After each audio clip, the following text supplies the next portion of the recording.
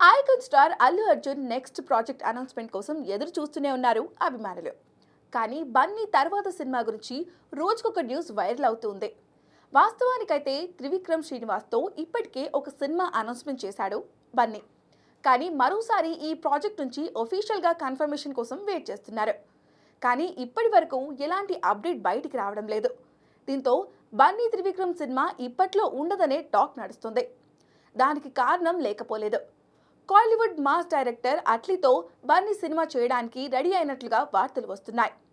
Trivikram project చాలా భారీగా plan చేస్తున్నారని, అందుకే కాస్త ఆలస్యం కానుందనే మాట వినిపిస్తుంది. అయినా కూడా అట్లీ సినిమాపై అధికారిక ప్రకటన రావడం లేదు. దీంతో ఏ సినిమా ముందు సెట్స్ పైకి వెళ్లనుందనే విషయంలో ఎటూ తేల్చుకోలేకపోతున్నారు అభిమానులు. ప్రస్తుతానికి ఈ రెండు సినిమాలకు సంబంధించిన బడ్జెట్ చర్చలు జరుగుతున్నాయని తెలుస్తోంది. ముఖ్యంగా అట్లీ సినిమా లెక్కలు తేలడం లేదని టాక్ నడుస్తుంది. ఒకసారి బడ్జెట్ రెమ్యునరేషన్స్ ఫైనల్ అయితే సినిమా అనౌన్స్ చేసే ఛాన్స్ ఉంది అంటున్నారు.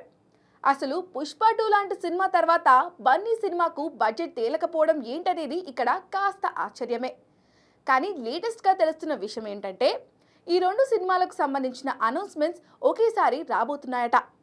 బహుశా ఉగాది రోజున బన్నీ కొత్త సినిమాలపై ఓ క్లారిటీ వచ్చే అవకాశం ఉందనేది ఇండస్ట్రీ ఇన్సైడ్ టాక్.